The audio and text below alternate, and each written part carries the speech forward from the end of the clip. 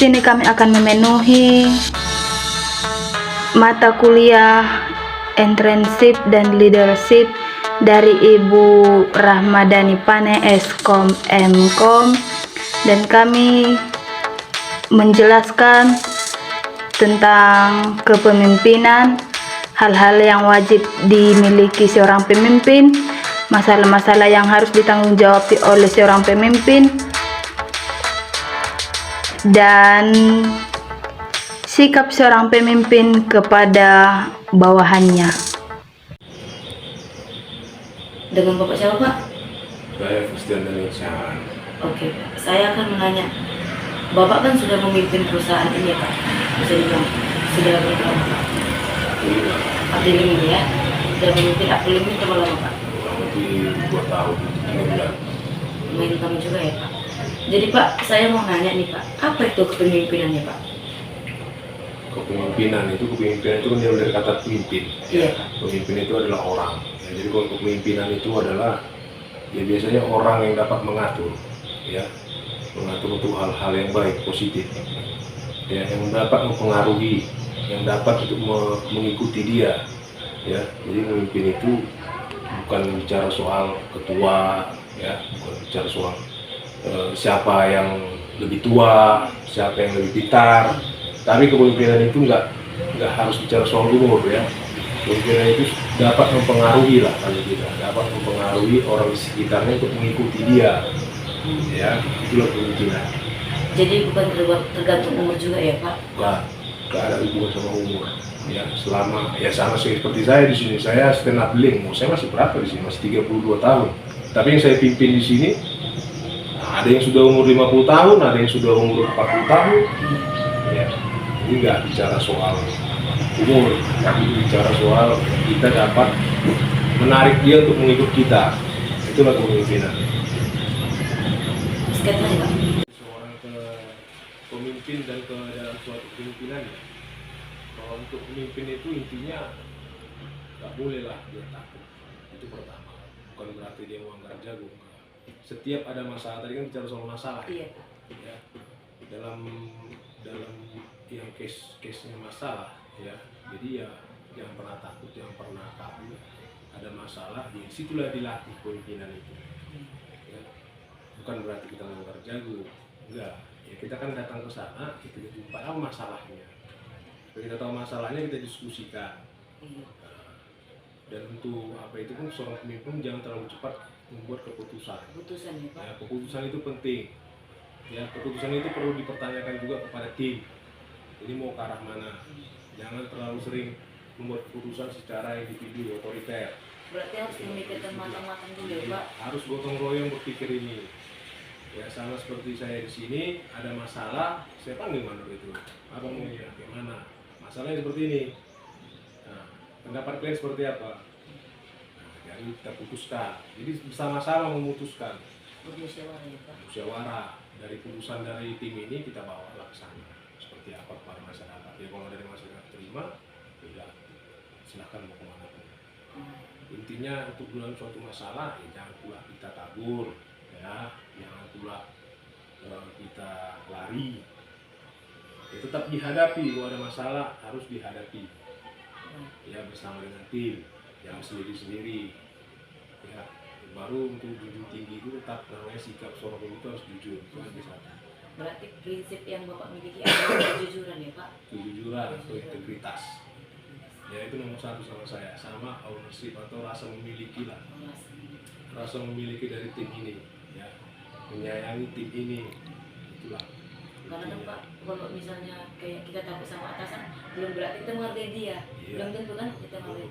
Tapi kalau kita menghargai dia, sudah pasti kita ada rasa takut juga ya, Pak. Gak perlu takut. Masih kayak menghargai gitu ya, Pak. Gak usah. Kalau saya jadi pemimpin nggak pernah saya minta jangan pernah takuti saya, jangan pernah. Nah, hormati aja saya, hormati aja, hormati saya sebagai pemimpinmu. Yang di luar kok kita mau sebagai apa terserah. Itu kok. Sebagai satu keluarga lagi. Iya. Di dalam ruang kerja, ya, profesional, hormati saya sebagai pemimpin. Dua, balik ke adat, masyarakat. Ya. Ini itu aja saya. hal-hal apa yang harus dimiliki seorang pemimpin?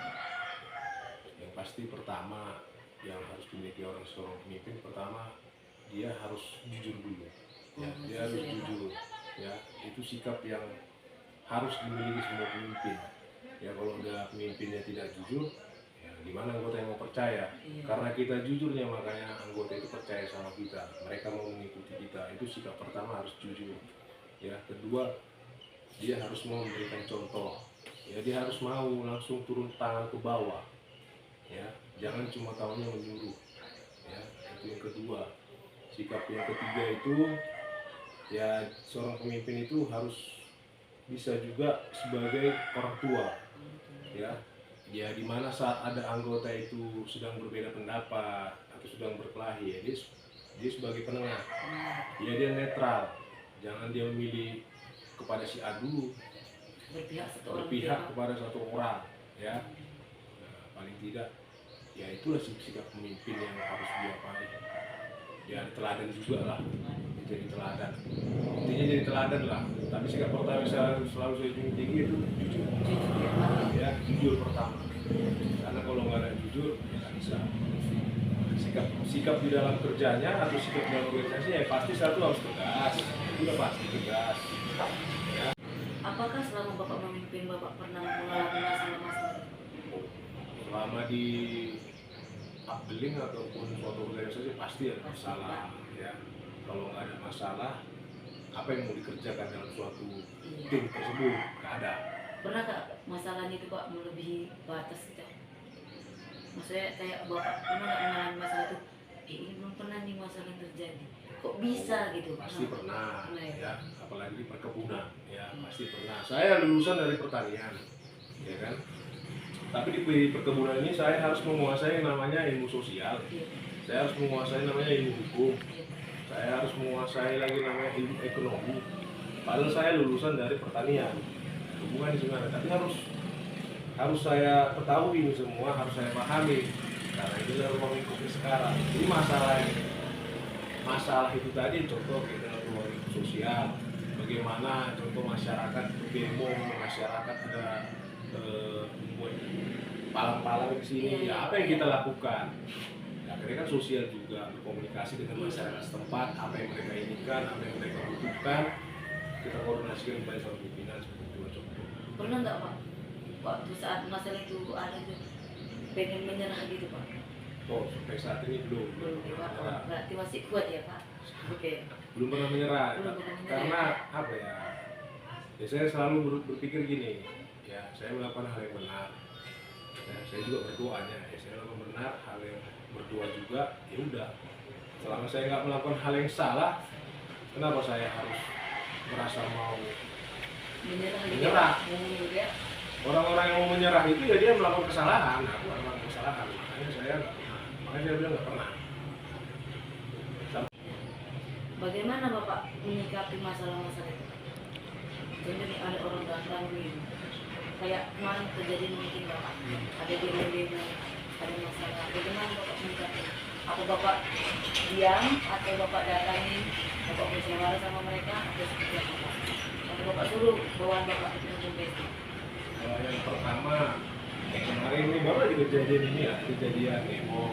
Saya nggak tahu, saya datang dari rumah ke lapangan, saya datang demo. Sekarang saya datang ya, enggak.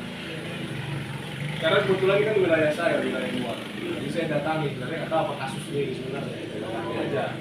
Berarti titik masalahnya tidak tahu apa Nggak itu? tahu, saya datangi aja. Jadi saya datangi, ya saya tanya sama orang sana apa masalahnya. Apakah masalahnya di kebun, pabrik? Kalau di pabrik itu saya tinggal. Kalau di kebun apa masalah? Berarti diajak musyawarah. Diajak lah diskusi, duduk apa masalahnya. Nanti saya sampaikan ke dalam. Itu aja. Ya sekarang belum pernah lah ada di sini saya cabut atau lari, nggak pernah. Saya datangi misalnya. Berarti Bapak bertanggung jawab ya? Nah, jadi saya nggak tahu sebenarnya. Kayak kemarin pernah kejadian juga siapa ini sampai mau daun itu juga kejadian. Kemarin masalahnya di pabrik. Bikin saya ke dalam kerja. Kalau udah salahnya di kebun, ya saya datangi langsung, saya tanya apa masalahnya. Oke, terima kasih. Bagaimana cara dan sikap seorang pemimpin? Cara dan sikap, ya cara ya dengan mengikuti cara kita menjadi seorang pemimpin itu, ya apa tujuan-tujuan kita dalam suatu perusahaan atau organisasi, ya. Sikap kita di dalam organisasi itu seperti apa? Ya pasti dia harus bisa jadi teladan, ya. Teladan dalam arti apa? Pertama, ikuti aturan, ya. Apa yang udah menjadi tujuan atau target dari perusahaan ataupun suatu organisasi itu ya harus bisa dicapai, ya. Jangan cuma, kadang-kadang kan banyak juga pemimpin yang asal ngomong doang.